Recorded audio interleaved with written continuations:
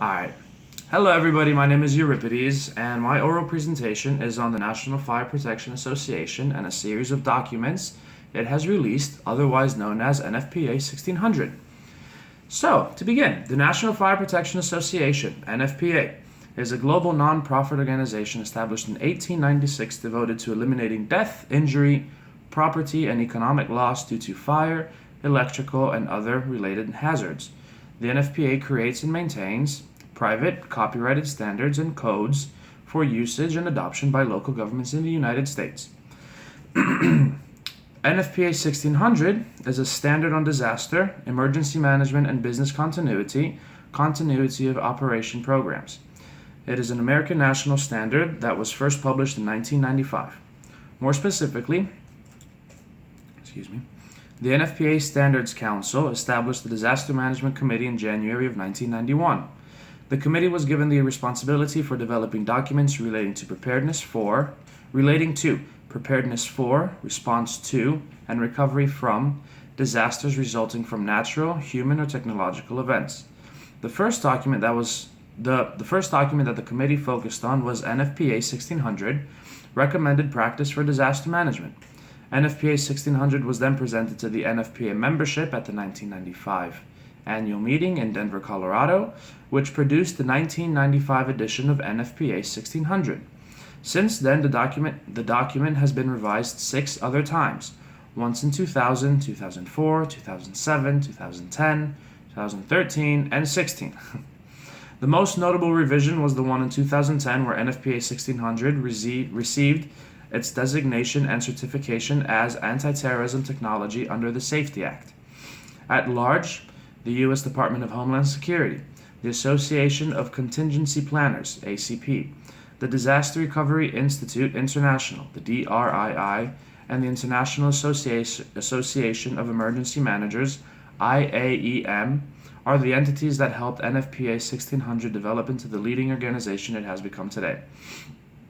For over 20 years now, NFPA 1600 has become the predominant standard of its type in the Western world and has a strong user base in regions such as the Middle East and Asia. Many U.S. corporations use NFPA 1600 as their basis for their global programs as well. To be precise, the National Commission on Terrorist Attacks upon the United States, otherwise known as the 9/11 Commission, was the commission that recognized NFPA 1600 as the national preparedness standard. Widely used by public, not-for-profit, non-governmental, and private entities on a local, regional, national, international, and global basis, NFPA 1600 has been adopted by the U.S. Department of Homeland Security as a voluntary consensus standard for emergency preparedness. NFPA 1600 has been written into 2 federal laws: Public Law 108458 in 2004 and Public Law 11053 in 2007. Public Law 11053 was actually the driving force behind the voluntary certification of private sector preparedness programs, also known as PS-PREP. NFPA 1600 is also written into NFPA 1, a fire prevention code which is enforceable in about half of the United States. Connecticut happens to incorporate NFPA 1600 by reference into their fire safety code as well. The given standard identifies the essential elements of a program, quote, for preparedness, including the planning, implementation, assessment, and maintenance of programs for prevention, mitigation, response, continuity, and recovery, end quote, according to NFPA 1600 2016 edition in section 1.2.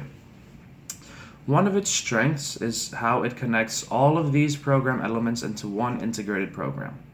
And whether NFPA 1600 is legally enforceable or simply a standard of care,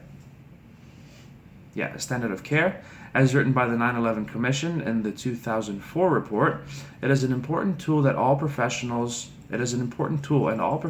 in the field and related fields ought to add this standard to their toolbox.